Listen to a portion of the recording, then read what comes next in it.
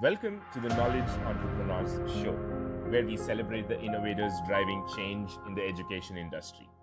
At Edison OS, we've worked with over 500 knowledge entrepreneurs to turn their edtech ideas into profitable businesses.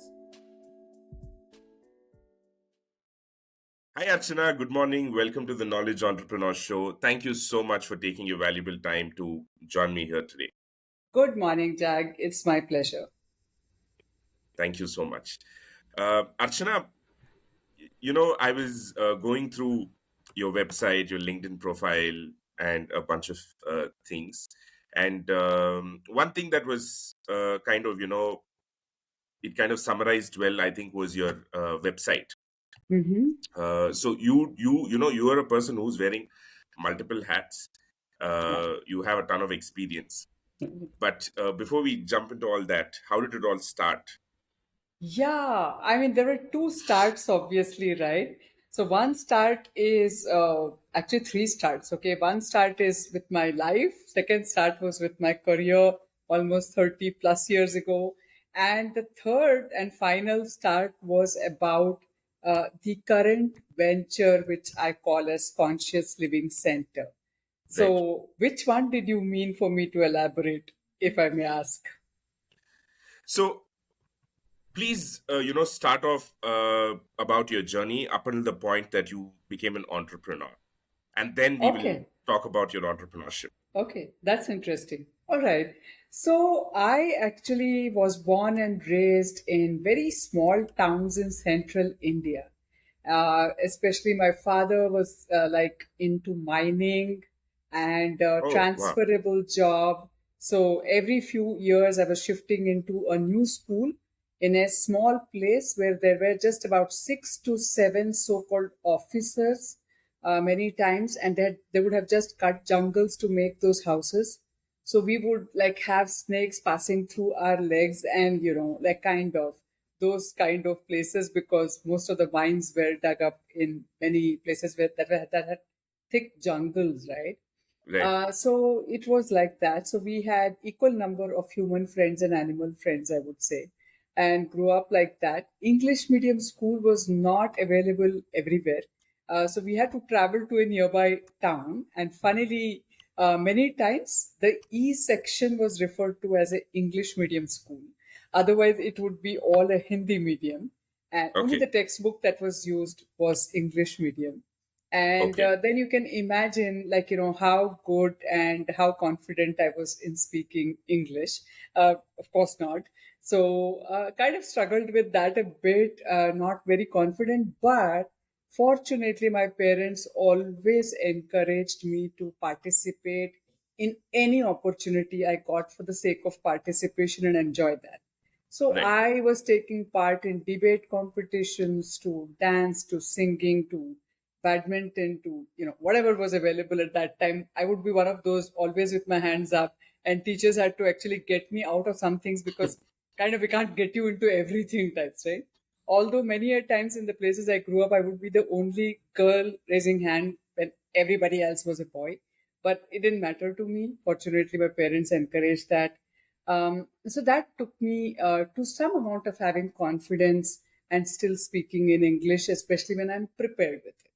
So that is how kind of went on till I got into my graduation, that I did by being in a hostel. But strangely, different situations were happening back at my family around that time. And so 3 years of my graduation I did in three different colleges in three different towns. So it was, by then I had, I think, got used to it. So I would say, whether I was a merit student or not, definitely not. Just average, but I moved on, and I got used to that. One thing that this whole life taught me was willingness to change. I never would get too attracted to Right. anything in particular.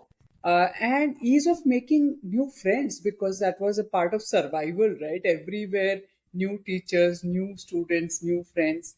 So that came easily to me as I grew up. So my hostel days were kind of fun. And then my post graduation was in Bombay, my big first big city living. Okay. So Okay. imagine from a small town suddenly to Bombay. That was a huge change. Yeah. My parents were absolutely terrified of leaving me there Hmm. because, rightfully so, they knew I have never gotten onto a public transport. Okay. And you know the Bombay public Yeah. transport, the Yeah. trains and stuff. So my father was really worried, like, will she really get on and get off anything properly? So he kind of handed me over to my roommates. So we were living in YWCA, and I had like four other roommates. And yeah, I think all four came from metro or big cities. Okay. So they were used to, right? They were smart in that way. And the only common language, so basically, this course that I was doing would take one student from one state. So, which Oh. meant five of us in one room were from five different states. And the only common language we had was English. So whether you're good or bad at it, you better speak if you want, right? So we all got used to actually just speaking. And Right. we also, because we were good friends, it came easy to accept feedback and corrections as well. So slowly, we got into talking in English. And those days, like basically in YWCA, yeah, all these girls, they were so awesome with me that they literally, I, they would take me to a railway station to go to a college. We used to travel in two buses and one train to reach our destination.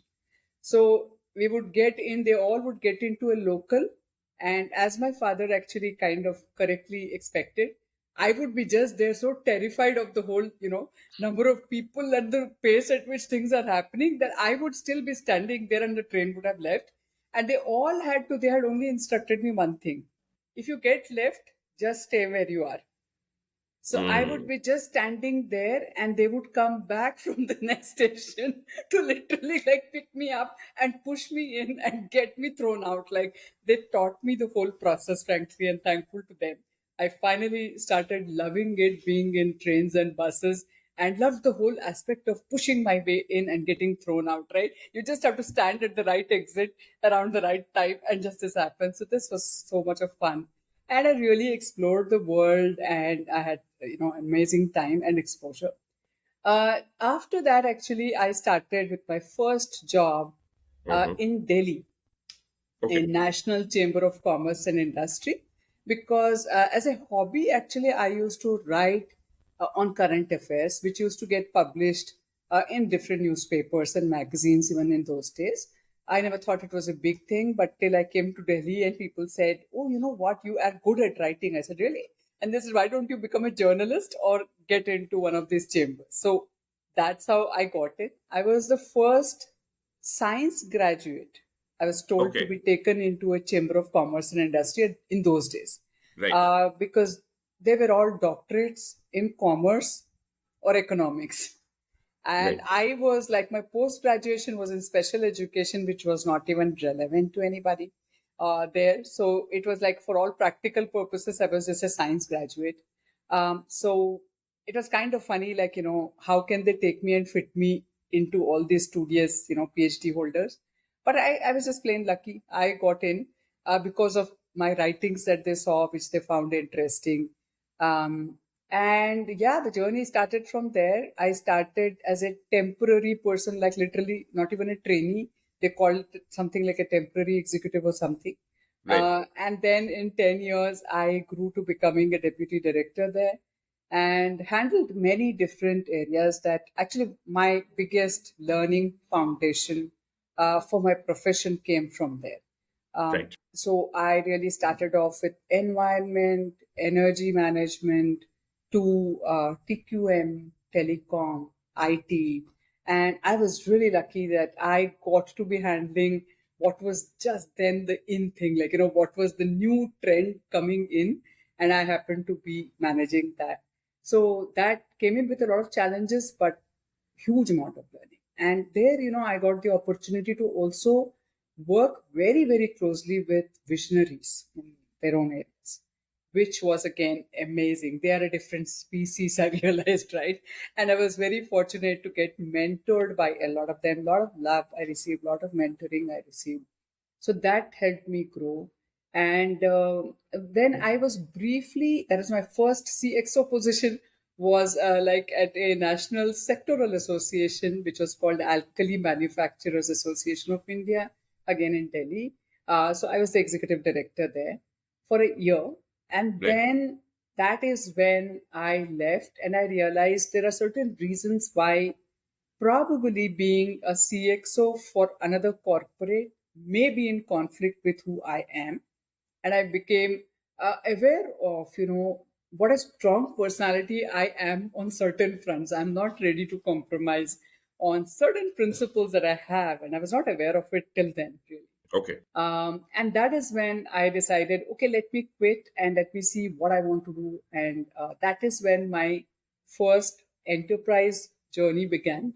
I became a management consultant, and how is another story. So I will stop here since you said you want to hear till here Yeah. for this question. So that's what it is. The first one that you're talking about, the entrepreneurial startup or the starting point, is Signora Advisors, is what you're Not talking about. even that. Actually, this was, a just a management consultant I Cons- became, frankly, right? right. And Okay. like I was taken in by different organizations who started approaching me the moment they understood that I am just sitting in the house. There were five of them who approached me and they said, "Hey, why don't you help us exactly do the same thing that you were doing in your industry association and help us with?" So they came with different requests. So Right. I had five clients who I thought will never even recognize me, to be very frank. They were too big for me, and I thought they only recognize me now because I am having a banner behind me, which is powerful. But then when I quit all banners and I had nothing, I thought they will say, "Who Archana?" Right? I really thought that. Right. Of course, life proved that I had a wrong assumption. And these were people who reached out and said, "We will give you everything you want. Just do what you were doing there for us, and we'll support." So they gave me 6 months advance money into my account, Wow. and Okay. all the five companies, they gave me five different positions and cards because five different requirements. So one gave me strategic advisor, for example. The other one had me as a marketing advisor. Third one had me as outreach or PR. And funnily, all through my life, I realized, which is a huge learning for me, and I love to share it with others, that I don't know if I, on my own, have ever discovered what is my strength. It was always something that somebody else pointed out. Right. Like I think, your voice is good, you should do some mastering. So I started getting into doing comparing and stuff. Somebody said, I think even if you're the junior most person, you have a way to get along with people. So it's everything that I got to know, including this level that I'm saying, I'm like, marketing, why would you trust me for marketing? Strategic, I'm like, oh my God, I don't know if I'm that big to actually provide such big organizations, strategic consulting and stuff like that. But they just said, we trust you can do it. And for me, Right. it's like, if they trust, let me try it out. And Yeah. finally, it was interesting experience to go through the journey like that. So started off with management consulting, and my first actually enterprise, so to say, was called Upasana, which was a event management, corporate event management company. Right. That is where I started, and then Sigona was much later actually. In between them, I had like about 10 odd enterprises. Got it. So your entrepreneurial journey started in 2000. Am I correct? Uh yeah, Somewhere that's right. there. That's right. And That's since right. then, you've been on your own. Mostly, but when I was doing some kind of consulting work, sometimes I would be roped in some position Right. with a particular agenda. So there was a time when I was CEO for a CSR foundation. So Right. it was kind of a job. So I don't know how to describe that. So I moved on from what I was doing to actually accept a position. I was a outreach and training manager at a multinational firm called Technicolor. So there were these brief periods, and my first organization, which was ASOCHAM, the National Chamber, they came back to me in 2010 Right. requesting me to help them branch out for the first time. So I was at that time director of a chain person. If you look at my profile, it looks as if I was joining and leaving. But in fact, it was like those short term assignments, but they wanted me to be on the roll because it was not known when and how much time do I really need to do what I was hired for. Right, right. And I would also drop everything and just get into that. That used to be my pattern at one time. So yeah. So that's how it is. So, Archana, you worked for this, this is a long name, Associated Chambers of Commerce and Industry. Yeah, ASSOCHAM in short. Yeah. Okay. So, can I say that's kind of where, you built up your, everything for people to recognize you. That's where you built your network. So you're saying when you started off as an independent management consultant also, it was not that you consciously started it. You left the job and you went and sat at home. People came to you. Yes. So it's easier said than done. Yes. So can we break this down a little bit? Like, how did that happen? Like, because it's not good. Come on, we can't say people, you know what, you leave your job and go sit, people are going to come. You must have done something right. Right. And was it networking? What was it? Okay, that's an interesting question. And thank you for asking, because that takes me into some introspection. So I think one of the things that made me stand out as a person was never give up attitude. Right. So when I joined, as I said, I was the first science graduate and just a graduate, so to say, in the midst of all PhD holders. So everybody was like, how, why? And the reason for the organization to take was not just my writing skills, but they needed somebody with science at that time because environmental issues had taken center stage. Energy conservation was becoming a big issue. So they thought, yeah, only commerce economics we will not do, right? So there was a lot of challenge from others around. How, why did she come? Because she has some connects, who is she, kind of thing. So there was not so much of, helping or taking me forward. Funnily, the person who actually interviewed and hired me suddenly realized that his son is also becoming a graduate soon.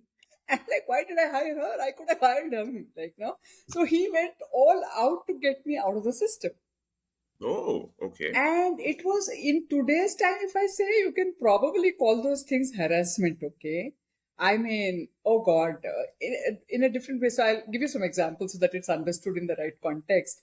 So for example, just before I was to join, they said, I will have to go through training for doing different things, and that person is going abroad, so he won't have the time to really guide me. So maybe he will come back and then see if they need me.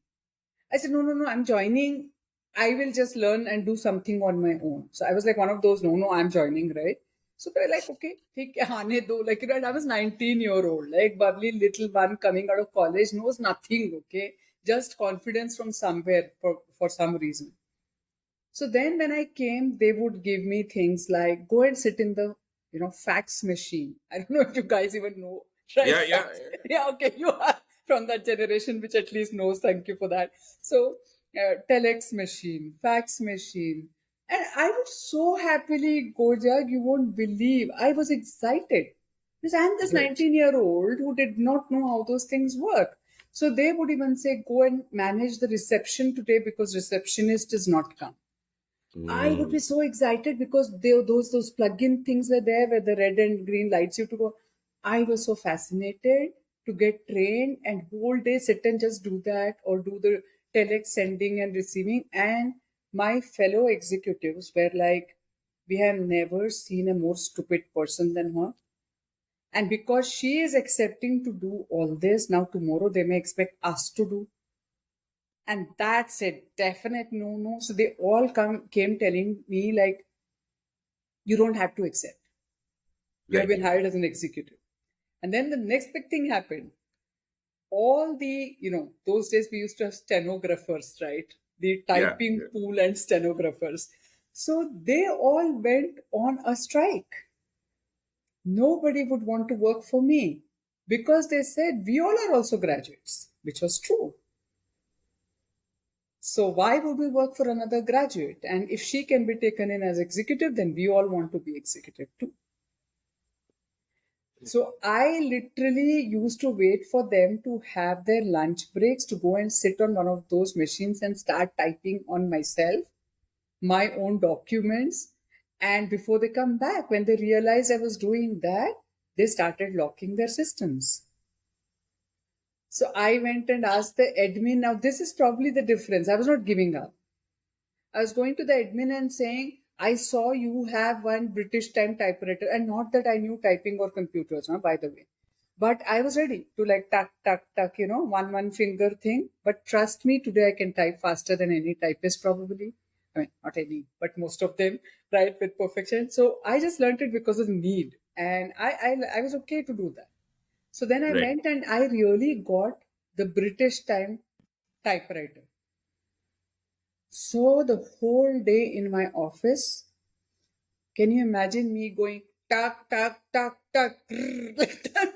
And I was doing my I don't know people. what is the bigger harassment, whether I you know typing.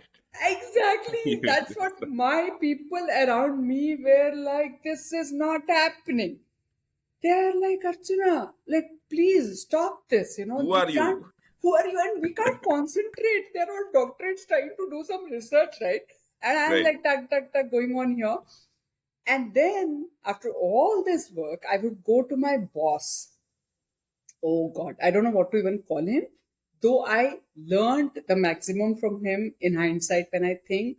But those days, I mean, sorry to say this, but I think if throughout my lifetime, if there is one person who I actually at one time hoped and waited for him to die, was this boss. Because I hated him because you know what he would do? He was a perfectionist. And Right. he was very senior, okay? He was a second from the top, and I am this little kid who has no clue where I've come, but excited cookie, okay? That I Right. want to do something. And nothing. If he says just write a letter, I had no clue other than learning in a grammar class or somewhere how to write a letter. The only other way was I would copy some old files that I would take out. I was that smart. I was kind of okay. So I would take and I would just replace some words and try to make something and take it. And he had an eagle eye and very little patience to deal with people like me at my level. Okay. So he would just see something. I would have done tuck, tuck, tuck, type 30 pages of something that I've come up with as an article that there was about a lot of research work happening those days, okay? And he would just zoop, zoop, go and find two spelling mistakes or grammatical mistakes. He will actually tear it, man. Sometimes either throw it on my face or put it in the dustbin. And he will be shouting at the top of his voice, like, what karma have I done for, somebody like this to be done? And I will be like crying, and he's like, stop crying, bring a bucket with you next time. Oh God, I couldn't stop crying because everybody is watching me, and I'm like feeling so embarrassed. And I thought I was the only stupid person on this entire universe. But what do you think I was doing? I was coming back to him again, like, I'm not leaving. Right. I'm like going and picking my stuff from the dustbin and still asking him, but what was wrong? Tell me, at least one time, right? So he didn't know how to actually kind of get rid of me. And at one level, he used to appreciate also, Right. right? The same guy started appreciating that I like her spirit, she's not somebody to give up. So he did all these things for years. But, I'll tell you how I learned because he was a perfectionist and he didn't have much patience. And he had this nature of screaming and shouting in front of everybody. But while I go further on that, I have to tell you from the senior most guy, he was a second, right? The first person was, wow, God for me and for Right. God for the rest of us. He was an amazing person. So we all will, like, kids know, like I would go to him, I am resigning, today he did this and did that. And actually, he would hear, okay. And he would give us some water to drink and he will say things that will calm you down. And he'll give you some tricks, like, which I still follow. You have 2 years, brain is in the center, how much to take you should know. Otherwise, the second year is meant to throw things out. Think of him like your mother-in-law. So all these things he did, okay, which worked with me, and I would start laughing in his cabin. And then I'll go out, okay, like, I'll try again. So, and my friends, these very stenographers who actually would not want to work for me, with different things that happened, they were my lunch partners. Everybody wanted to have lunch with me. Guess why?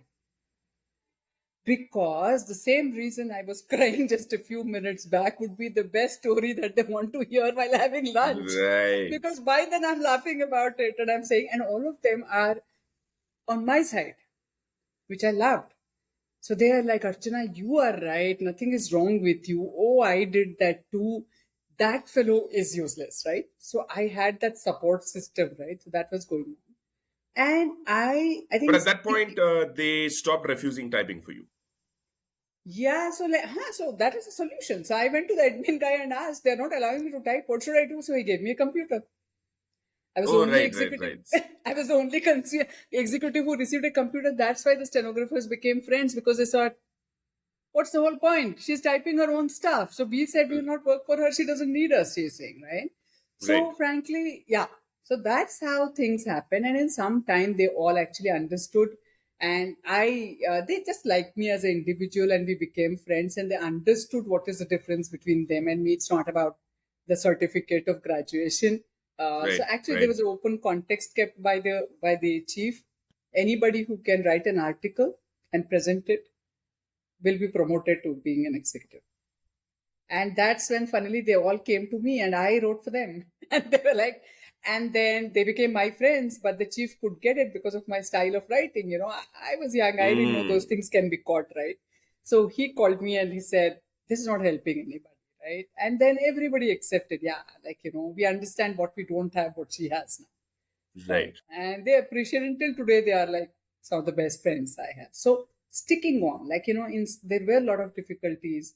I went into meetings where I was 20, 21, 22-year old, and there were these people in 50s attending the same meeting, led by the prime minister, finance minister, economic minister, and I did not get the ready-made training. Those days, there was nothing called training. You were supposed to just learn hands-on. Right. So, when my boss just didn't have time because I did not know how to say no. Now, people go to classes, okay, how to say no. I am still probably bad at that. And that was my biggest advantage.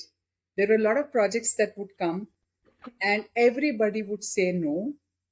And it will get stuck to me because I was the only one who did not know how to say no. So I'll take that on and I'll go, and probably at the cost of the organization to some extent. I learned and I got the confidence. I learned how to prepare. Our competing organizations trained me. I could make friends. When you ask networking, see, those days it's not like I planned that way, but it so happened that I had huge respects for those people. They were very senior guys. And I was sitting next to, for example, a 60-year-old guy from a CII, okay, who was representing the same meeting, and I had no points and no file. I had gone with only the notice for the meeting, for a meeting that was headed by the cabinet minister. And then I saw everybody coming with their delegates who were the Bajats and Goenkas of the world. I had nobody, and they all had like files, and they had an assistant bringing those files who was like me, sitting in the stroke behind. And I'm just like, what am I even doing here? What am I supposed? And everybody had those nameplates, and you're supposed to speak when your turn comes. And I'm representing a big organization. Right. No preparation. I've ended up there. So what I did, I was freaking out. I just wanted to disappear, right? I mean, just under the table if I can just escape. Yep. But the doors are closed for those meetings, at times, so you can't really do that. It's crazy, right? And so I'm just looking at all of them, and they can feel my nervousness. And the CII person, Mr. Nyati, I still remember his name, God bless him. He actually looked at me and he could understand. He said, who else has come with you? I said, nobody. He said, where is your senior? I said, nobody has come. He said, where is your file? I said, I don't have one. I didn't even know how to read a legal document, like the notification that we had come to discuss. So, such a sweetheart, all these guys. They said, okay, by the time your turn comes, we'll have a tea break. You just stick on to me. And he actually gave me quick tips. I don't know whether he had his tea at all. He took out notes from his file. He gave it to me, okay, these 2 points you speak. from your organization, and they are competitors for us. Wow. Okay. And then I actually very quickly made friends with my competing organization, saying that we are serving the same industry. We're Right. working with the same government on the same issues with the same interests. Why are we competing? Right. So I'm like, can we collaborate? And I started organizing against the understanding of anybody on this planet, except me and those people. We all started working together. Okay, whenever you are keeping that meeting, I will not clash with you. Right. I'll do it another time. There is enough to talk about, there's enough to do. Let's share, right? What are we talking about? So, I mean, I think some of these things were standing out, and that came handy because industry people realized, number one, I'm not a specialist even till today, Right. but I think they really like three things, as somebody told me actually. Okay. One, common sense, which is very uncommon, they said, right? So you just seem to have common sense. Number two, you're always open to learn. So whenever somebody speaks to me about a problem, I'm just listening. I never say, I can't do this. I don't know, it never comes to me. I'm like, if you are going to talk about, say, podcast, and I have no clue and I'm not even a technical person, if you come to me, I'll hear you and I'll get whatever I need to understand from you only. And I will never become an expert in that, but I'll understand enough to probably come up with a solution that may help, just based on common sense and basic logic, right? And whatever I need to know for that, I will work. I'll learn that. I'll go, I'll study, I'll do some research, I'll learn, I'll do that work, right? And number three, I think being absolutely honest with my dedication. There is nothing that I will leave unturned. It does not mean I'll be successful in everything. I have Right. failed more than having success, but people respect me any case because they feel I did not leave any stone unturned in that. So even when I was a very junior officer in Suchem, I used to have big industrialists send me those fancy cars to pick me up to go to their office to advise them on something. Okay. And my seniors never got this. Like when we are all sitting here, what does that girl know about? And what are they calling her for? And a lot of stories probably were built around it, which I didn't have the time to think about. My entire excitement, even I was not thinking why I'm called. As very simple, they're calling, I'm going.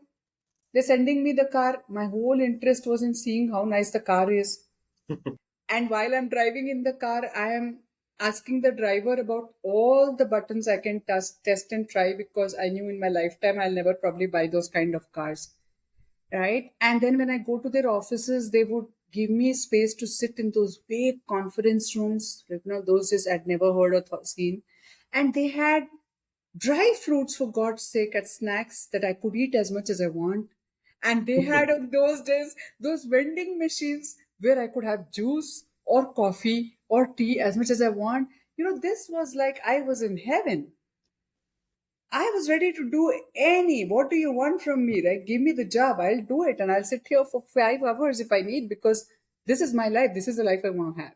So I was enjoying that luxury, and I had so much story to go back and tell to my lunch group, right, next day. And there was no mobile phones, otherwise I would have taken pictures and I would have probably, told them, come to the window. Actually, believe it or not, there were days when I'm going, they say, your car has come. So they'll all come to that window from where they can see the car. So like everybody is doing that. Whoa, which one was that? And stuff like that. So, what happened was there was a lot of jealousy around me because a lot of people did not understand exactly, but there were a lot of visionaries who could recognize that this, little girl has something that we like about her, and that's these three things. She has common sense, willingness to roll up her sleeves and work to learn what she needs, and she's completely honest and dedicated about whatever she takes up. And doesn't matter whether it's a success or not, whatever she comes is good for us. So I think, that's what brought these 5 people, right? When they came, I was asking them, Oh, there it was a different story. I had the backup of the whole organization. How can I do the same thing for you when I have nothing, right? Right. And they Right. are like, what do you want? I'm like, to begin with an office. And they're like, done. Next.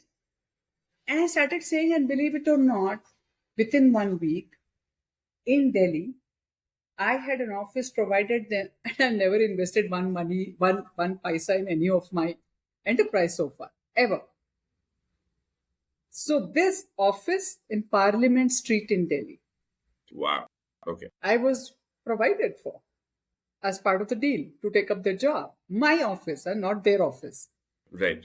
I had computer to fax machines to everything that I needed, and I knew everything. You remember those days when they Yeah. were Yeah. sending Yeah. me? Sending So you to the I knew, fax and all. yeah. So I knew franking when you do Right. bulk Right. dispatches too. Right. So I had a franking machine, I had a fax machine, I had a computer that I knew how to operate because of what some people would probably say as harassment.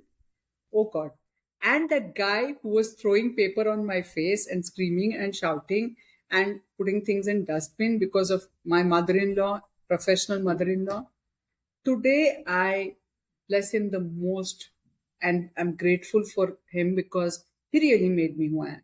So one of Right. the things, for example, I'll give as an example is he said, Achana, go and like send this letter.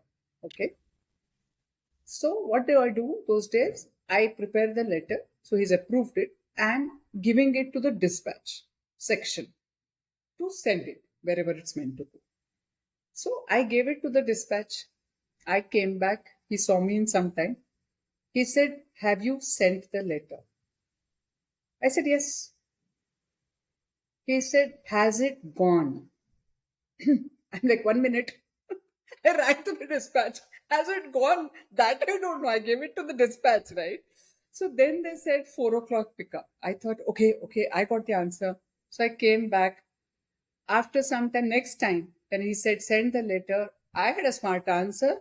You can't catch me. So I said, yes, I have given it to the dispatch, and they told me 4 o'clock is the pickup.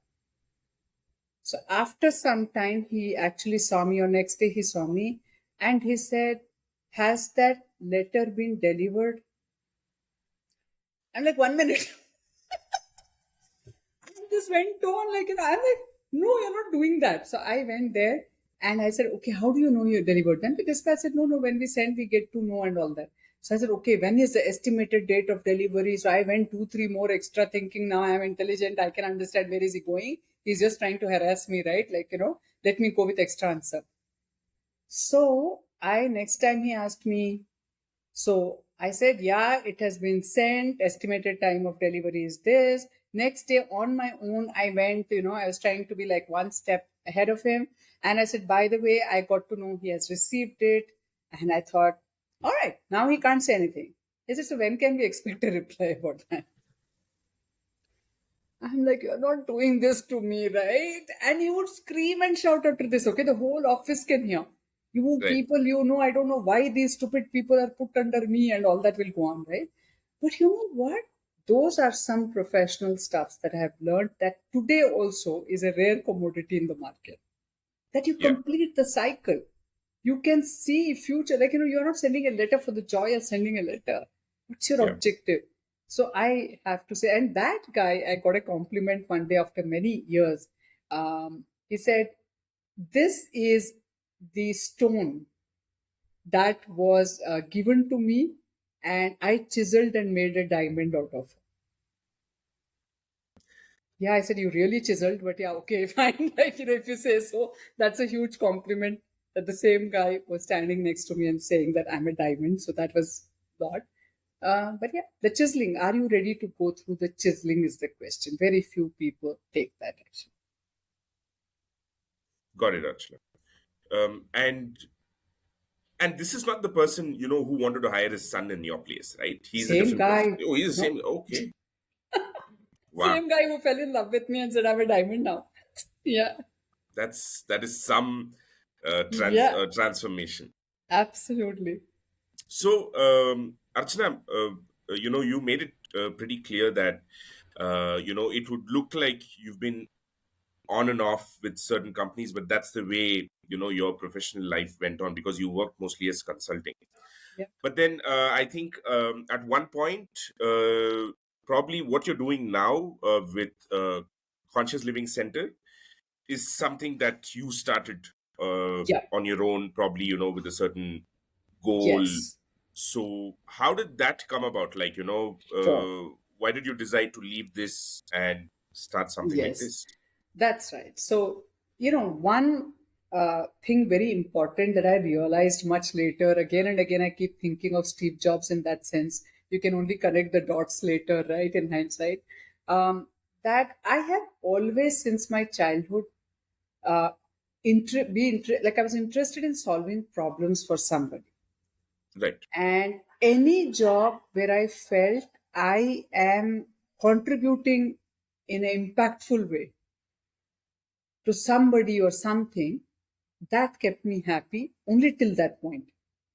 When I felt I'm no longer solving any problem and I'm just making money out of this, actually, I lost my interest in that concern. Right. Money has never been a driver for me, although I do realize now that it's important. So I do want some, and I've been praying Lakshmi ji as well. But it's not been my primary driver. Okay. Right. So every time also when I switched was always that the challenge was taken care of. Now it was a smooth thing, so I handed it always over to somebody else to do the next part, right? Now, when I started this, it was in a very interesting way, and I really feel this is not just another concern that I started, but this was me getting connected to my calling. And why I say so is because whatever good, bad, ugly my life, circumstances have been till this point, suddenly they all started having a lot of meaning and were contributing to making me who I am, to be able to do what I wanted to do, what I Right. needed to do to solve this problem that came and hit me, actually, right? So it was 2010, around that time, when I was reading Times of India, and I, remember reading a news article which was about a 13-year-old committing suicide because of homework pressure. And this was so hard for me to digest. Like, it hit me really hard. Okay. And I couldn't sleep. I lost my sleep. I started thinking, why, what? And I lost interest in everything else. And I was like, is this one off case or what? And then I realized, no, I was blind or something, right? It Right. was all over. And the more I started looking for it, from 9-year-olds, children were committing suicide because of the pressure of going to a school was a pressure.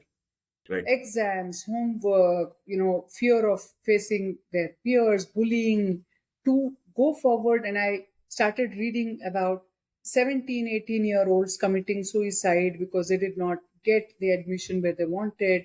A young, I think maybe early 20s engineering student, topper of his college, jumped off a building because he did not get through a campus selection. Then go to, like, I love you, the other person does not reciprocate, so you throw acid, you kill yourself stories, right? Nowadays, latest trend, live in. Then there is something called live out also. No, just get out if you don't like each other. No, you want to chop them off, throw the body some, I mean, just like, or dissolve them. It's crazy, right? And then you go to, like, I got a job, but okay, for whatever reason, they have removed me. I'm not finding another job.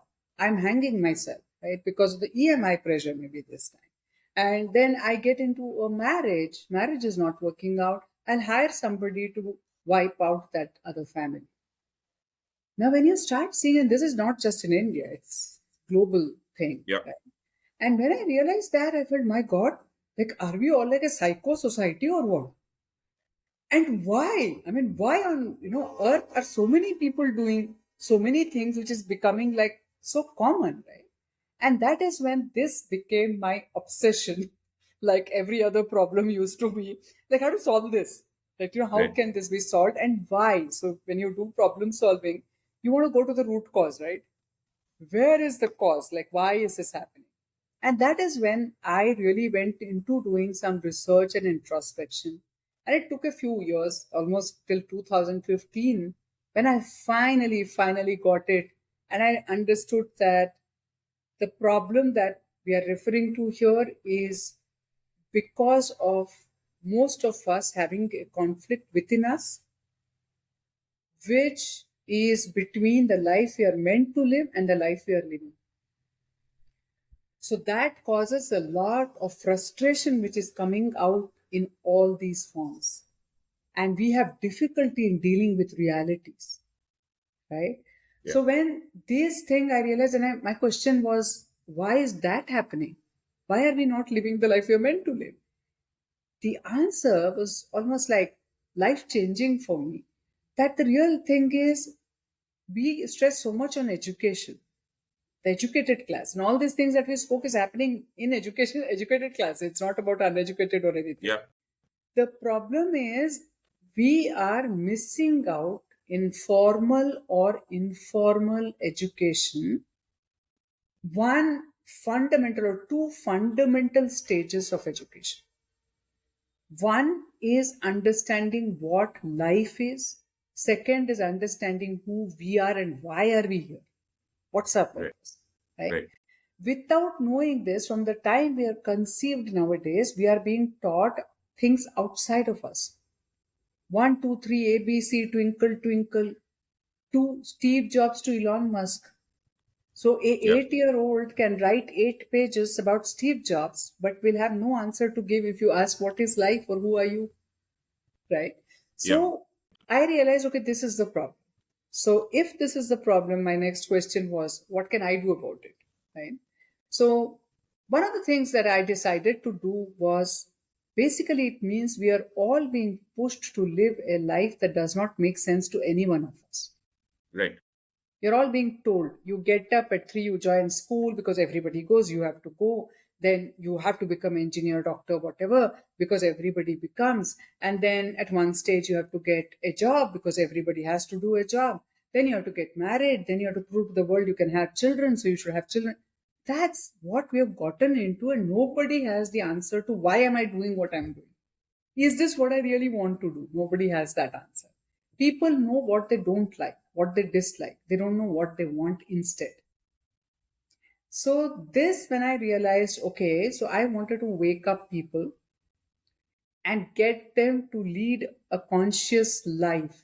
Think about these basic factors and build a life that you want in your own way. I'm not saying what is the life you should build. That's your story. And we are all unique. And according to me, if we are made unique, we are supposed to lead unique lives. So how can I have an idea even what you should be doing? Your story is your story, my story is my story, right? So I'm just I have developed these flagship programs, I may call it, for the 4 verticals of the society: the influencers, the leaders, the parents, the teachers, and the youngsters, right, who need directions. Although I would say youngsters are actually quite okay. It's the older ones who need clarity of life, right? Yeah. So I have things like conscious living, conscious leadership, conscious parenting, conscious facilitation, and find your calling as the flagship programs. And then soon I realized that, okay, when I'm going out and talking to people and giving this, it made a lot of sense to people, and they were all participating and thinking and coming up with really what they think they are meant to do, what are their gifts, how could they take it forward.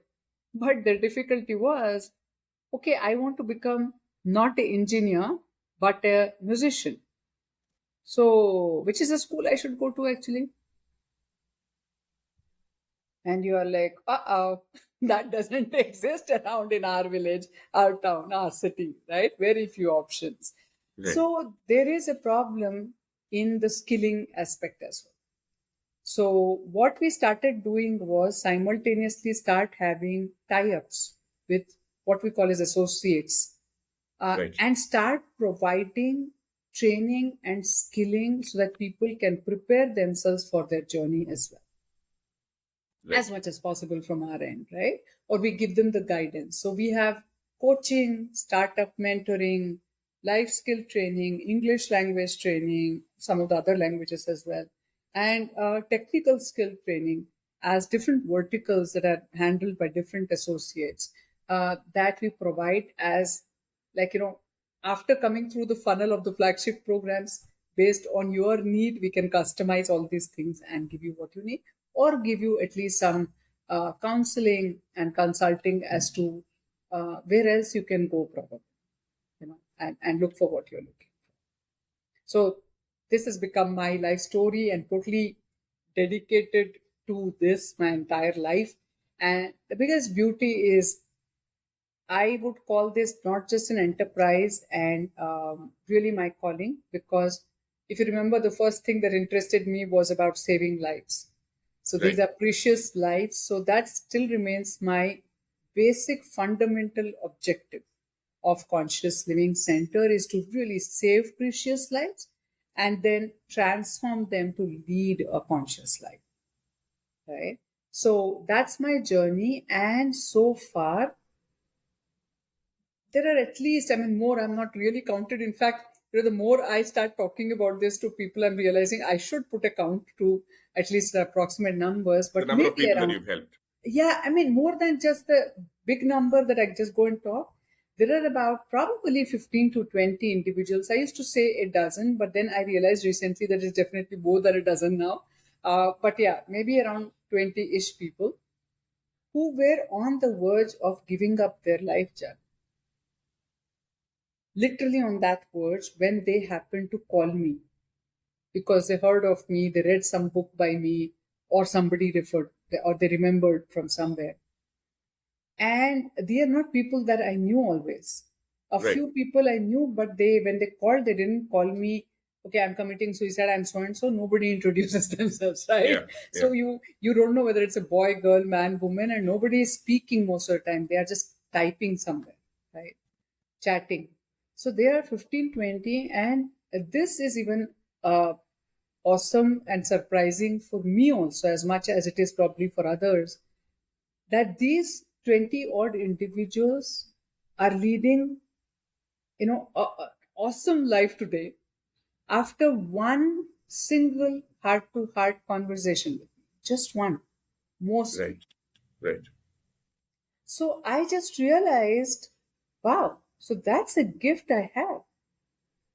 And all the hardships that I went through, all the different kind of things that I saw, was for a reason, because that helps me empathize with them. I Yeah. understand what they're going through. And they know what I will understand, because many of them said, I am reaching out to you because I know you have gone through this in you. I read it in your book. So there is a autobiography kind of book I wrote, actually, I published, which is called Ye I Am 18. And this is a book which talks about So my you went own. through a point where you were suicidal. Kind of, yeah, probably a few times, right? But then one time, definitely pretty serious. But frankly, I have not even mentioned that, but I've talked about hardships, which are hard, lot of hardships. And there's a, it's somewhere here. Yeah, okay. If this can be seen right, I don't know. Okay, this Yeah. is the book, right? Yeah. I'm 18. Right. Yeah, Mary. And basically it says, and my thrilling roller coaster life unfurls. So I had many, really, really deep ditch experience. And what I was trying to share was, if I can get up and I can be okay, guys, you can be too. Because I'm in no way special, absolutely no way special. Come from a small town, I'm a small town girl. Nothing special even till today. If anybody asks me, I struggle to find my speciality actually. But I feel if I can save 20 odd lives from being lost, oh wow, that's more than I would ever imagine that I Yeah. could have done, right? So I feel life is like a classroom that is taking you through whatever experiences you are meant to go through for a amazing reason, to build you to be that. So don't give up when you're going through this. This is the chiseling life is doing, Yeah. right? Yeah. And you just have it. It has given you the strength if you believe in it. Just surrender at one point, right? Go with Right. it. And there will be a time when you will be able to connect the dots and you will become so impactful in your own way. in whatever contribution you decide you feel inspired to make because of your life experience. Right? So these are those individuals from 9-year-olds to 75-year-olds, Jab, who had such deep impact because of something that they decided to reach out to me after they went through this book somewhere or somebody told or whatever, and they just needed one conversation. And I don't have a funda, I don't have a formula. And really the most important thing that came as a realization to me is the classroom is continuing for me. This is Archana, I'm so the sorry. What's that word you said? Life is like something, and now also you mentioned that word. I'm not getting it. classroom. It's a Classroom. Okay, class, sorry. right? Yeah, yeah, Okay, yeah. yeah. So basically, I feel that things are happening through me and I'm not doing it. Many times we are too busy thinking that I have to do it, I have to get ready, I have done it, I have failed. Slowly, life taught me actually, you keep trying the same thing. Sometimes it works and sometimes it doesn't. So, no need to actually take the credit and take the discredit also. Just move on. Right, right, right, right. So, if a day comes when you don't have food to eat and you die because of hunger, yeah, maybe your life is saying that that's the end, and if you're not able to get up and do anything. If you have 2 hands, 2 legs, and a brain in place, for God's sake, Right. you should be able to actually earn your 2 meals. And in a place like India, you can just go to some, places where we get free food, right, and free shelter. So don't tell me that you can't have survive. Survival So is not the issue. Yeah, no, yeah. survival is not the issue. And the life you want to build it. Keep falling. If we thought one time we fall when we were learning to walk, that means we cannot ever walk, and that really hurts. Or while when we were trying to learn cycling, right? Oh, we had always in our younger days some bruises on our knees, right? If we would get fearful of that, none of us would be doing what we are even doing or grown up, right? Yeah. So I just think we have to take the falls become slightly bigger, but we also are bigger, na? So we can get up.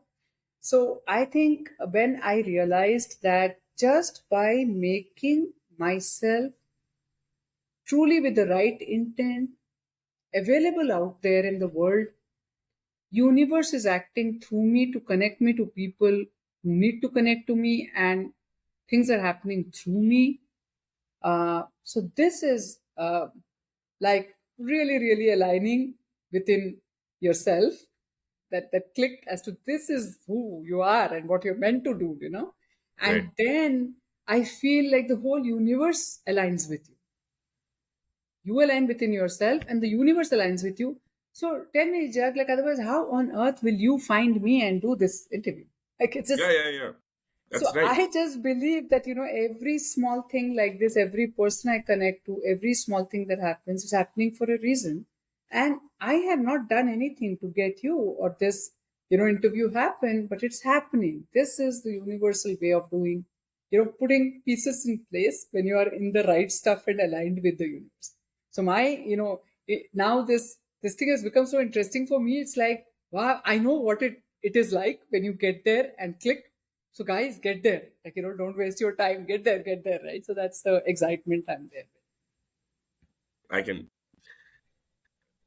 that is totally coming off.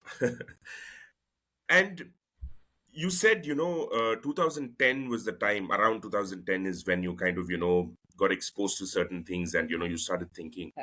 So there are two things. One is you started this organization where you help people, and you wrote a book. What happened first?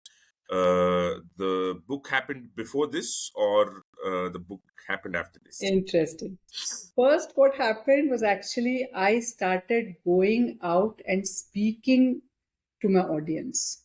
See, I already was a speaker and a trainer of sorts, so who had an audience. Because of my entrepreneurial journey, I was a woman achiever of sorts. So it was easy to be in the limelight, right?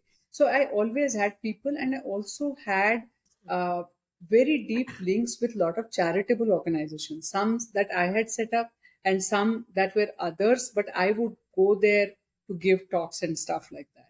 Right. So I had this audience, right? So first thing I started doing is what I thought is my understanding and what I thought is the solution. That was the only way to check. Does it make sense to others? Correct. And I started speaking, and that's when I started getting this feedback from my audience. Oh, this changed my life. My relationship with my family has changed. Children came to me saying that whatever you did with my parents is like so amazing. We have never connected like this before. So it was very interesting, that feedback actually put the seal that, okay, you're in the right direction. Always spoke to improve and do things, but right direction. So 2000, yeah, I mean, as part of this, around 2010 onwards itself, there were people who knew me for a very long time, right? And they all started telling because they were trying to do something in their lives which would have a great impact for their loved ones. And I was so direct to them, like which nobody would normally tell. And these were like, supposedly big guys, okay? Not people are not so free with them. I didn't care. I was like, don't do this to your daughter. You will be like my father, who I love, but he did this mistake probably, right? And that not to be done. And they were so shocked. But when they started talking to me, they realized, oh my God, we never thought of that angle. We were going to do exactly what your father did because that's what we thought, we thought as a father we should do, or as a husband we should do, or as a wife we should do, or mother we should do. So I was so direct with all of them, and they said, "Oh God, thank you for sharing this and stopping us. Oh God, we'll think again and we'll do right." Now, these are the kind of people who started coming back and telling me, Archana, you should write, Right. right? All these things. I said, no, it's not that easy to write. Okay, I don't want to write. Who wants to read my story for God's sake, right? So they said, no, that's your thinking. So you speak about it. Because one of the things I do when I speak, and this is not something I had planned, it just happened, that I would get very vulnerable by sharing my story. Right. And that is why others would become very vulnerable too. And they will start sharing things with me as well. Yeah. And slowly that came in my personality. So people would tap my shoulder in a cafeteria and say, can we just speak to you? There is something about you that wants me to speak to you. And they would just be telling me everything about themselves, right? You mean So to say random strangers? or random, absolutely. Oh, wow. Okay. Yeah, that's something I cannot explain even today in words. I don't know what to call it. I would be sitting and working on my laptop like this, and then there'll be somebody tapping, and boys, girls, men, women, I don't know how to put that. And they would just say, can we sit on your table? I thought they just wanted a chair or something. And then they say, can we just talk to you if you're okay? And I'm just like, okay. And they're like, do I know you? I'm forgetting you type of, I would be like, okay. And then they're like, no, there is something about you that makes us talk to you. And they will tell things like their bank balance to their problem in their lives, with their Wow. children, to their, lovers, to everybody. And I'm thinking, what is the expectation from me? So, but the only thing is, when somebody is sitting and talking to you, yeah, I think my jaws were dropped and I was just listening, right, with complete intent. Oh my God, okay, then, and you know what? At one point, they will have some kind of emotional outburst, and then they wanted to just hug me and say thank you and go. Right. And I was like, what was that? And they would say, like, oh God, you sorted my problem. Thank you so much. Many times I just needed somebody to listen to me. Listen. Right. Right. And with that empathy, I guess, right, or whatever active listening to say. Or sometimes I said something that would be very organic, or it was connected to my past life. So when somebody said, this is what is happening with me and I really don't know what to do, and I had very straight answers. I did that mistake. Don't do that. That's all I know. Right. And that Right. was the answer they were looking for. I said, I did this, and that was not the right decision. And I, had to face the consequences. So only thing I can say is think about this angle and then do. So, then I realized that these people, I could make this difference, and people were coming back and they stayed in touch and they said how it turned around their life and relationships. So they kept saying, you know what, by chance I happened to talk to you and you happened to share some story that made a whole difference to my world. So many more people would want to love to hear this. So why don't you write? I said, but who on earth will go and pick up a book about Archana Krishnamurthy's life story? I said, who who the hell am I? I should be some Abdul Kalam to pick up his life story. Who would read mine? But they all kept saying, no, please do, please do. Now, when I started to think of writing, I said, okay, fine, let me just write it out. Oh, it was far more difficult than I thought, right? Because speaking in a closed room or talking one to one was easier. It's easier. Yeah. Yeah. Then publishing, then I'm making a lot of people. Look, even if I am not blaming them, it will look like I'm blaming. Yeah. Yeah. Right? If I say, what, once Jug did this, or I'm talking about my boss, right? Today I'm extremely actually grateful to him. Right. But the way I spoke some things that might hurt him. Right. Right? So I had to be like, do I really want to do this? So it took a lot of time really for me. But finally, with the real hope that this will be of some value to somebody out there, I just did publish it. And it's more like, in hindsight, like I said, with all those tearful circumstances, I could laugh during lunchtimes. My book is like that. It's actually like a tragic comedy, okay? Like it's like all of that presented like that. And all of our lives tragic comedies. It isn't it, right? So everybody can connect and laugh at it thinking of their own.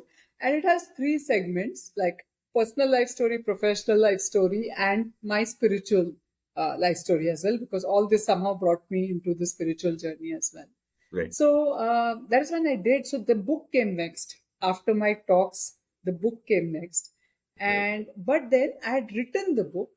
I was still looking at, do I want to do self-publishing or want to get published?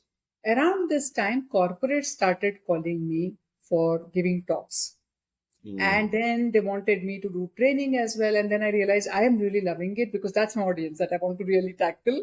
And I want to change their lives, before you become parents, before you get married. Let's talk kind of thing. And they loved it. And they didn't want me to necessarily say conscious living, but they would give me all life skills to do, right? You have these hours, what you do with them, we don't care, but we know it will help them.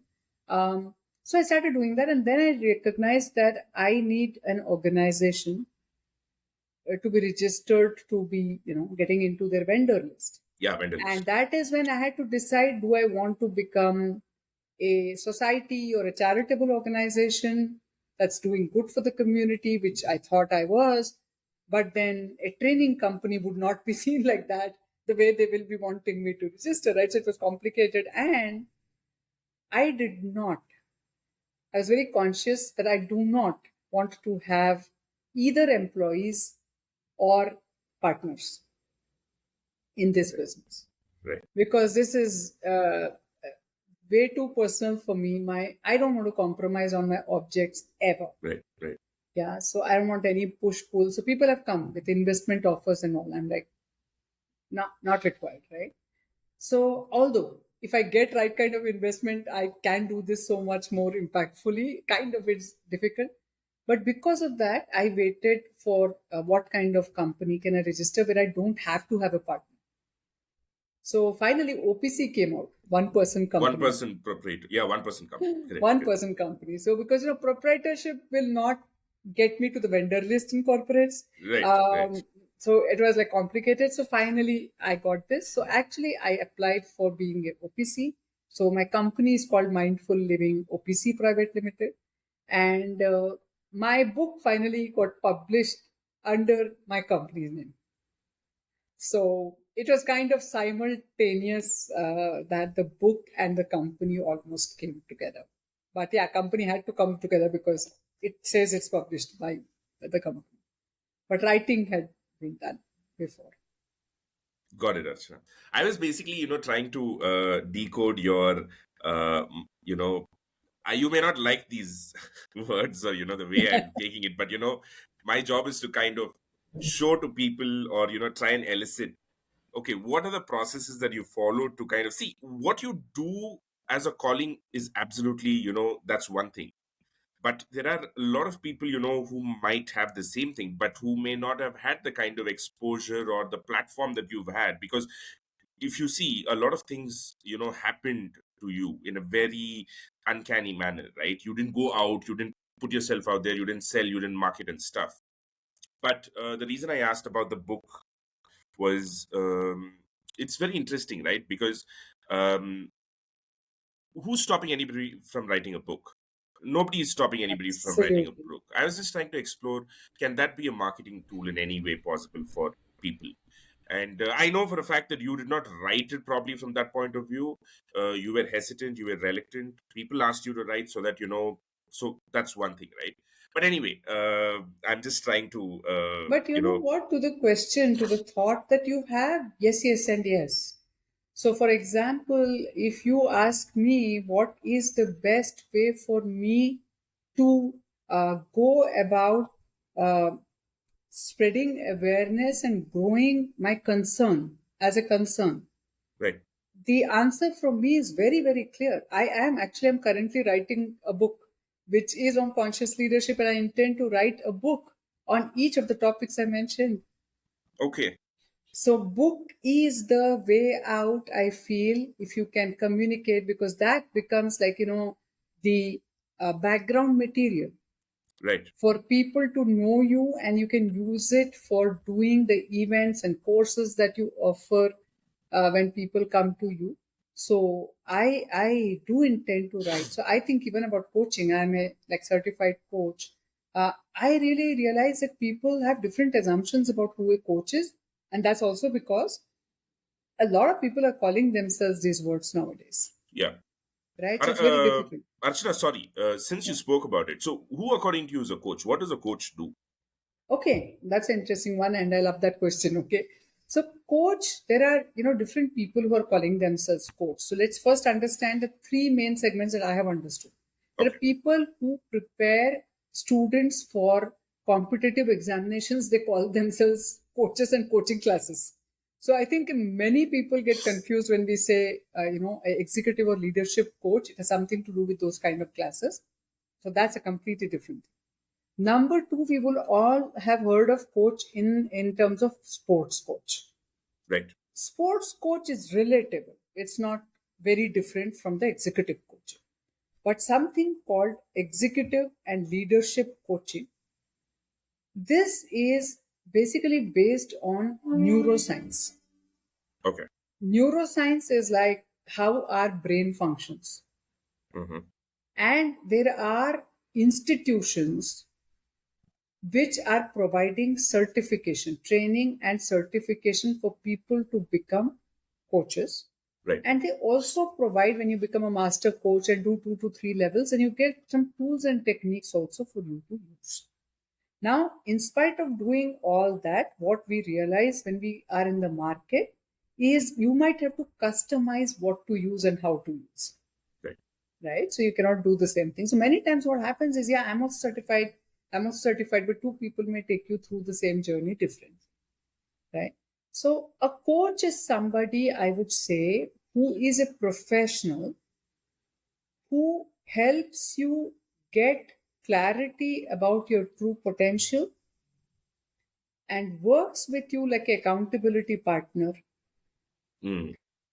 to get there from where you are to get there in a very structured approach. Got it, Archana. So now I'm just trying to, Sure, tie back everything, right? sure, So 2010 is when you, again, I'm going back to that point because sure. that's the starting point for you in a lot of ways. Yes. You might have started later, but the Yeah. thought and the idea, Yes. and you started thinking about it back then. Yeah. Were you at that point in time a certified coach? And also another question I wanted to ask was, yes, uh, you thought about all these things. A lot of people do. Yeah. You wanted to do something about it. A lot of people also think about wanting to do something. But how did you actually get to start doing it? Like, can you just tell those first initial steps, which may have been trial and error sort of steps? Hmm. So, so this is an interesting point because we all know everything. Very few people do anything about what we know, right? Yeah, yeah. I think that is the differentiator between people who achieve and who don't achieve. Both have same capabilities. One acts on the capabilities, the other one just keeps thinking. Okay, Yeah. so that's the crux of it. If you ask me, coaching, you asked me whether I was already a coach. No, I was a consultant and an advisor largely. and an entrepreneur, different with different kind of concerns. Uh, but there was a stage when I realized that when I'm doing consulting and advising, people are becoming dependent on me for their growth, Hmm. which was not satisfying for me. Which means when I advise a company, the company would make growth. Then I can't leave because Right. nobody is learning from me and taking that forward. So when if I leave, they will go back to where they were. Right. I came as a relief for them. We are paying you, you do this, we are going for a vacation. I mean, this is what I'm not making this up. This was a reality that I observed. Most of the founders said, "Oh my God, it's been ages since I ever took a vacation. Thank God somebody like you has come." So I was working for the company for 16 to 18 hours, going way beyond my particular area of consulting, almost managing the whole damn thing. And they all took those vacations that they badly needed. Okay, good for them. But then, okay, they should put somebody with me to learn, right? Yeah. As a second in command, but that was lacking. So I was getting concerned. If I had to just work for them, then I would join them now as an employee. But why am I an advisor and I am hired for like 50 hours of work, but I do like 300 hours of work? So I get paid for 50 just because I'm a passionate worker. Now, this is another trait I have. Okay. I get in, then I'm completely into something. I can't say this is not my thing or I'm not getting paid for that, right? Right. So this was the point where I was thinking I have to find out some way where I can put in the process where somebody is learning from what I do and can take that forward. How do I do that? And when I was searching for that, I came across this term called coaching. So I Hmm. started reading about it all over. It's a self-driven process and how you can help people help themselves, and that makes them independent. They're learning a skill, but they're not becoming dependent. I was like, perfect, this is what I need. And the more I started learning, funnily, life has its way. I think, if you really want life to help you with something and you really want to get started, your desire is the starting point, number one. Yeah. Your hunger, your desire should be so strong that you attract what you want from the damn universe. So I think I have that. And as I said, when I get in, I get in. So I'm like eating, drinking, dreaming about it kind of thing. So when I was getting into coaching, the next thing I know, the same organization where I was actually advising at some level, and also they took me in as a board of director. In the next board of directors meeting, I am just like so attracted to this one person who is sitting. We all are talking and participating. This guy has a very calm smile and he just has a notebook and is making notes. Did not open his mouth at all. So I'm like, who is this guy? Why is he even here? Is he a member? Is he not? Then why is he like, I know he's listening. He can understand. Seems like somebody really, has done stuff. Why is he not speaking? So I was so intrigued by that person's, presence there that some break happened and I just rushed to him and I said, okay, I just wanted to know you, like, so who are you? And then he said, I'm a coach. I'm like, okay. So that I didn't move, as you can imagine. I didn't allow him to go anywhere and I was not going anywhere. And I'm like, tell me all about it. Like, where did you get your coaching? What is coaching like? And I said, you're sitting here, but you're not participating. And then he explained how the whole process goes and how confidentiality works. Like, he's not supposed to tell who he exactly is coaching. That's not the point. But he's a silent worker. And I'm like, I love this. This is what I want. So through Hmm. his, idea, I got into coaching and I became a coach in between 2012 and 13. I did three different courses Right. that got me certified to being a executive leadership, like a master coach. And since then, I started formally coaching because even to finish these courses, you have to do over 100 hours of actual coaching. Right. So that's part of the deal, kind of thing. So started with that, and it's continued from there, and it's a very very fulfilling thing, and it's so useful to so many people because you are just skilling them up with something that they can use for their entire life, and they don't have to be dependent on you. They just learn the process. They can come back to you when they're going to the next level where they feel this will help, and they know now, how it helps, right? So Right. that's the coaching part of the journey. And I think again the answer is same when you ask what's the difference between people who do it and not. I just think um I get involved in something so much that I won't be able to sleep or rest if I just don't get going with it. So it's a restlessness of sorts. But I Yeah. think most of the entrepreneurs are having this trait. So you have to have, I would say, problem solving, interest in solving some problem, right? And you have to have uh, interest in, putting your everything, and take risk, calculated risk maybe, but at some points the calculations are not feasible. Yeah. Some things that you don't know about, you can't calculate too much about. So at that time, are you ready to jump? And that means a huge level of self-belief. So as I was telling some time back, and I totally mean it, and I've said this to some of those people who called me when they were on that cliff. I have been on that cliff many times, in the sense not for suicidal thing, Right. but Right. I didn't know how I'm going to live tomorrow. I didn't have money. I didn't have anything. I have never saved that much ever, because I was like more into giving, and I loved that part of it, as I said, sometimes excessively. So when you are there and you don't know what's coming tomorrow, but you still are hopeful and you're still looking at ways. So I was like ready. I was like, still I have two hands, two legs, one brain, and my brain is what I try to sell, but that's not selling. Right? Today I don't have money coming from that, so what the hell do I do? So I have prepared myself to say, I'm going to sell newspaper, wash cars, I'll go and work for somebody else's house. And I was ready. I'm not joking.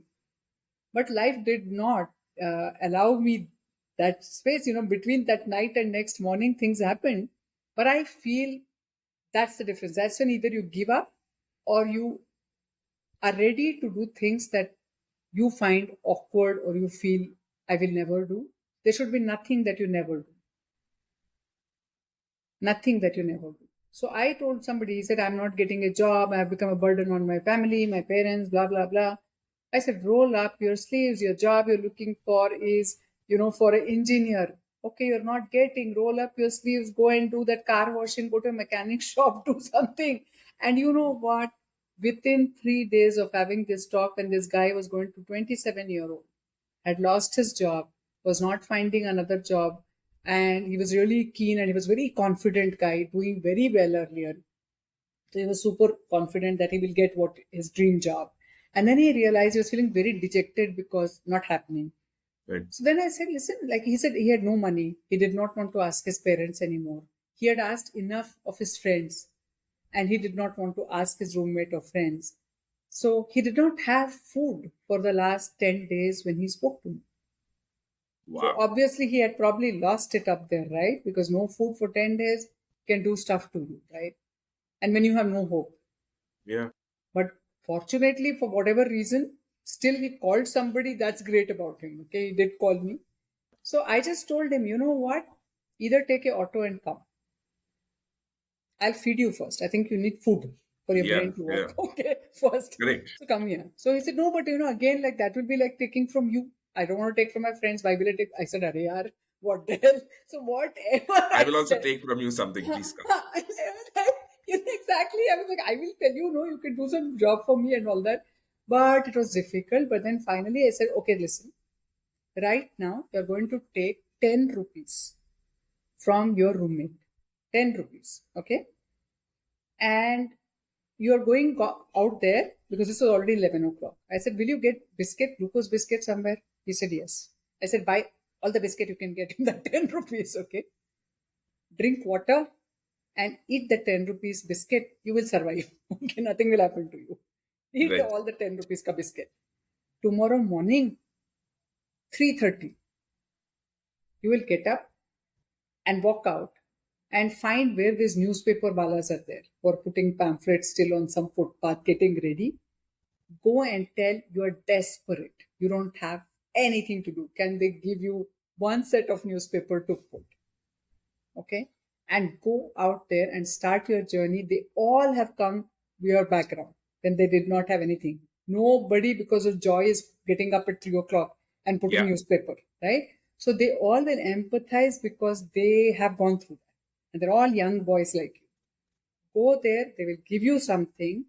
Otherwise, the option is think about like go to a KFC, coffee, they're engineer, right?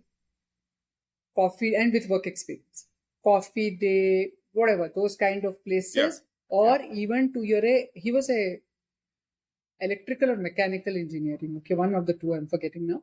So I said, go, can you repair some stuff in some vehicle? I said, go to a garage, right? Where people say, whatever money they give, just accept that, go there. That's the starting point. He accepted. Right. He accepted. Actually, at one point before this, I said, go and jump if you need some help for me to come and push you. I will do that because I was so bugged. He was not listening to anything I was saying. And I was Right. then scared that police will come looking for me because I said that. But anyway, fortunately, he then came to this. He started crying. He said, don't now, you also don't get annoyed with me. I said, then listen to what I'm saying. So I gave him this. And I told him, listen, I will do this if I'm in your place. If there's no other way to survive, this is what I'll do. Right. So then he, in 3 days' time after this guy actually comes with a sweet box to my house. He Okay. got his dream job. Wow. Okay. 3 days from here to there. Okay. So sometimes, that's when I thought, oh my God, that quote means this. You say like when you're almost giving up, that's when things that are going to happen. Like, when you give up, actually, that's the time when the thing was just about to happen. Right. But you are tested sometimes till that point, the last battery, that you have. Don't give up. That's when take that extra charger, backup. Put some backup. And then you will be amazed at how universe works. So, so these were, things that, it was not even that I had to take action. When people are calling you and talking about their life and death, you feel compelled, whether you're qualified or not. You feel compelled to Yeah. act. Yeah. You feel correct. So I think I was pretty much compelled to act as well, other than my Right. own strength to act. Yeah. So fine, that's the point. I feel we all have very unique innate gifts. Most of us don't unwrap our gifts. Right. Right. So first figure out what's my interest, what are the gifts given there, what am I passionate about. See, when you're passionate about doing something, as you will relate to it, you will not mind the hard work. Right. You like to sweat in that. The more time you spend, you enjoy it. But if you don't have passion in that, you will not be able to. Interest will fade away. Passion will keep you there. Right. So get a meaning, and that's why the meaning to what you're doing. Sometimes if the meaning is, suppose I'm a musician and I play music because I like it, trust me, that will be interest. The day you convert that to my music helps a lot of people, get that little entertainment that makes such a huge difference to them. And I enjoy looking at them enjoying my music. Right. Then you have your purpose that converts that interest to passion. So I think if everybody can get that, how they can convert their skill, their interest to passion, which is about giving, which is about the feeling of what am I contributing. So, life, if I have to say in conclusion, I would say what I'm trying to say is, according to me, life is like a journey, which is from being a consumer to contributor. Yeah. Yeah? So we are all born consumers of, we have to get somebody else to take care of us from the time we are born till we become that adult. 25 or so, 25 years at least, we are all taken care, we need stuff. 25th year onwards, we are supposed to give it back. And then by the end, at least another 25 years later, you should have figured out what is the best contribution you can give back to the society. No, the thing that you said about being a consumer to contributor, yeah, I think cannot sum it up in a better way than that. Achna, going back, you said, there was a time you were a advisor consultant, and then, you would sign up for 50 hours, you would work for 300 hours, and then, that's when you got the organic urge to become a coach. You were basically finding a solution to your own problem by becoming a coach. Now, Right. how did you kind of, communicate to others? What was your messaging like? Hey, you know what? I'm not going to be your advisor consultant, but I'm going to be coach going forward. Was it accepted in the same way they accepted you as an advisor, or were there challenges that you faced in, kind of selling your services as a coach? Okay. Yeah, that's an interesting question. What I find is it is not about, yeah, accepting, I would say, is even till now difficult. The people who would happily hire me as a consultant or advisor will think twice before hiring me as a coach. And here is the reason. Right. One, probably they don't understand what is coaching and they are Hmm. not able to see me with that hat, like as that person, right? Because they have a wrong understanding or no understanding. Right. Number two, coaching requires a lot of work, actually, all the work almost to be done by them. Right. Right. But they Right. are trying to find a solution. I throw money and you do the work. So I have a problem. I'm giving you money. You find the solution. Whereas in coaching, you have to sit with the coach and Right. you have to do the hard work of thinking, figuring out the problem, applying the solution, seeing with which solution is working, why not. So people hesitate to pay and work also without realizing that this is going to upskill them. They're not ready for that. Very few people are ready for that. Most of the people are looking for, can you be my solution provider? So Got coaching it. business is therefore very slow as compared to advisory and consulting. Advisory and consulting. So and therefore, frankly, even today, I have a vertical which does consulting. Yes. Right. So you have a company which is Mindful Living, correct? Mindful Living That's is your company, and then you have your website, Conscious Living Center. So this is under Mindful Living, or these are two different Yeah. So companies? Conscious Living Conscious Center Living is a Center is brand name we have registered. And in fact, I got the brand name registered before my company. So it's in my right, under my personal name, but I use it for that. So basically that's a branding. And I right, wanted a company in that name, which we could not get. So we right. got the second option of Mindful Living. Got it. And within the same company, we have like three different verticals. One verticals is more like one vertical is what we're talking about training, coaching, L&D, mentoring, all that kind of stuff. The second vertical is about the whole skilling bit. And the third vertical is about what we say as the business consulting. Right. We have a entrepreneurship cell, stuff like that. So very serious business consulting for Got it. people who are wanting to get our consulting for various areas of either marketing, bidding, tendering, or anything like that. Yeah. Got it. So would I be right if I say that your business consulting or advisory is what gives you uh, money to pay your bills, and the other things that you're doing, the Conscious Living Center, is probably food for soul? Okay, so let me explain. It's kind of a mix of two. Okay. Okay. Um I dedicate all my time and energies, like 90%, to Conscious Living Center activities, which are around doing saving lives to transforming lives with our skilling, coaching, training activities, right? Right. Only 10% of my time I reserve for overlooking, supervising, or doing some stuff related to the other two verticals. Okay. But I have plenty of very senior associates Right. who manage those different verticals and also work with me on that. So I don't do any running around or doing the last mile stuff for most of the things. I just find the right person in the market to get that done. And my clients know that. For example, like today, I have a company which is into nanotechnology, right? They know that I'm not an expert in that area. Right, But right. what they come to me is, yeah, again, somebody with that common sense who has an understanding overall of how the market works.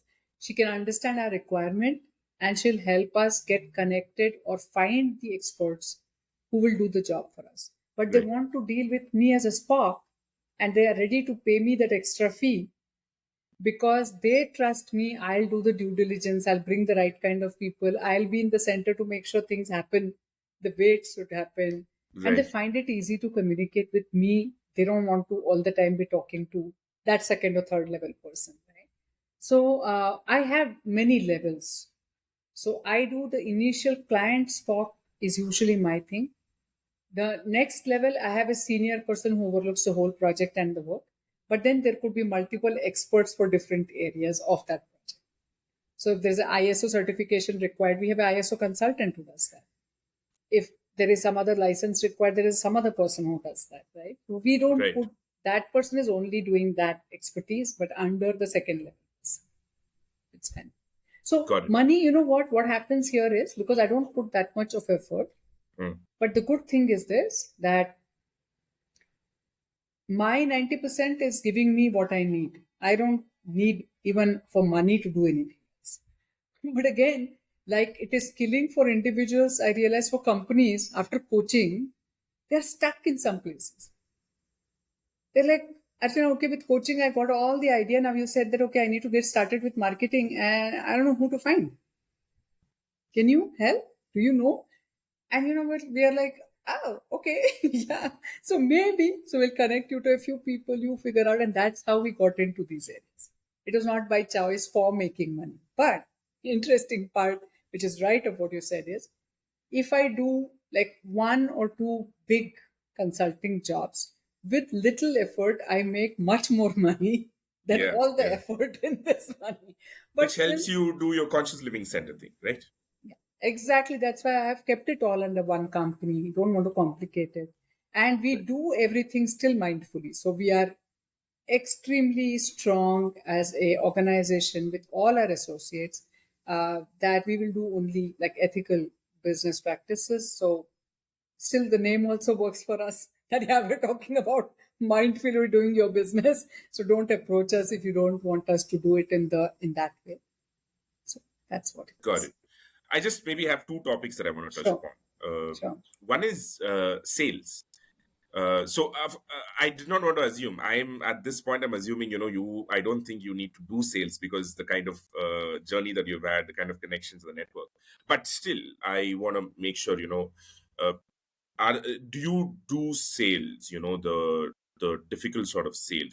Like reaching out 100 people to get one client. Okay, That sort of thing. so that's such an interesting question, and you are actually opening some bags, hidden bags out there. Do we need sales? Yes, we do. How much ever network you have, if because I've worn so mmany hats, I need the world to know this is the latest hat I'm wearing for them to approach me. Otherwise, they're like, when did you get into this? So that happens. Or every time people meet, it's like, what's up? What's nowadays happening with you? Right. So, and they love that, story. And then they get into it. So Right. reaching out, even to the network that you have, is a sales exercise that you still need to do. Right. Right. Number two, are we doing? No, because we're bad at it. Okay. All me and my associates are delivery people. And we have all existed and done whatever we have done through word of mouth. And the other little thing that I have learned and I'm trying to do it right is like, for example, using our social media platform like a LinkedIn by writing the right kind of blogs, which probably gets people like you to know about us and interview us. So, that's working out good. Like, as of now, I'm doing like 3 to 4 interviews in a week, which is like not bad, right? Some news channel also reached out to me. So I'm like, okay, I'm getting there. So reaching out is a requirement. We are usually bad at it, but I'm finding out new ways of doing it, which is working, which is like I'm just putting myself out there on LinkedIn and people are reading and they're coming. Number two, I have very recently tied up with a digital marketing agency to not just as an agency to help us, because I was not very clear, but I have kind of partnered, so to say, in the commercial arrangement. So there is a percentage share.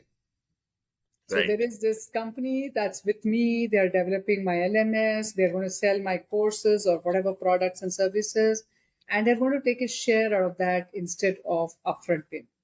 Right. So, and I believe they're good, and it will be in their own interest to bring more, clients, because they will make more out of this. So it almost becomes like their own business where we are just the delivery partners.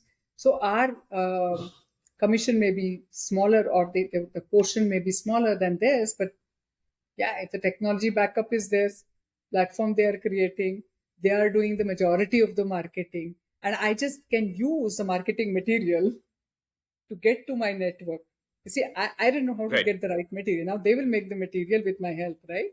And I can get to my network. It's a win-win for both. Right. Right. So very recently, I have started on that journey, which I'm very hopeful. But it's a very important thing for anybody. How much ever successful you are, sometimes you attract the wrong kind, and you spend time on the things that it's not your core strength, but you start Right. taking it up because you need something going on to stay in the market even, right? So only when you do proper sales do you get the right kind of people approaching you for the right kind of stuff. Got it, Archana.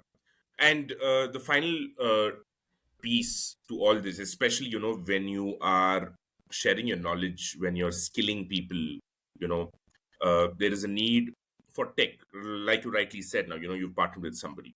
So, what is the role of tech in your business at this point? And is it in the process of getting built? Or, what are the gaps that you're Yeah. seeing, you're facing in the tech thing to kind of, fulfill your business? Yep. I think technology is very critical in today's time.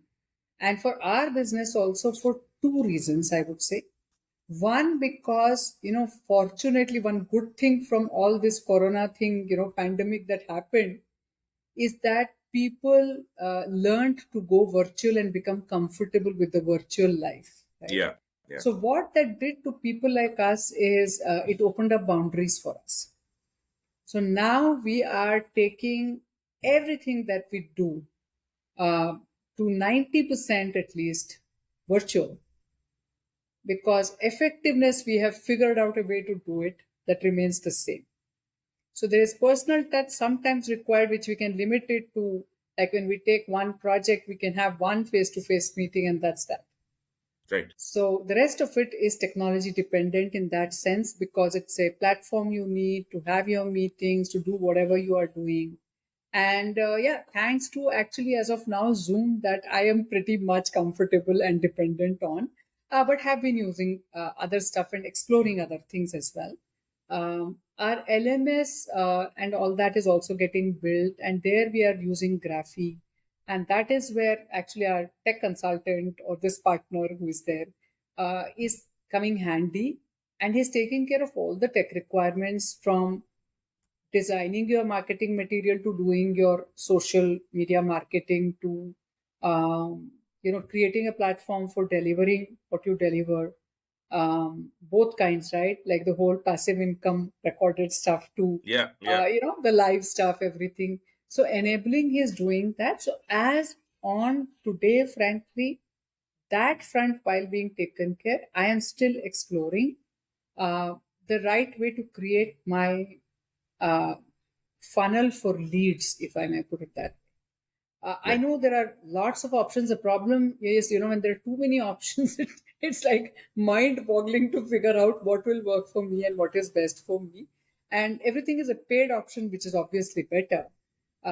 Because the free ones, okay, through this channel we will use. But for the paid one, I want to be careful, because not that we are so cash rich, right? So like, which one should we use for our kind of purpose? So Right. I have zeroed in on a few, but frankly, I need to figure out, do I need to explore that, or can I tell that to my partner there and say, can you explore and suggest?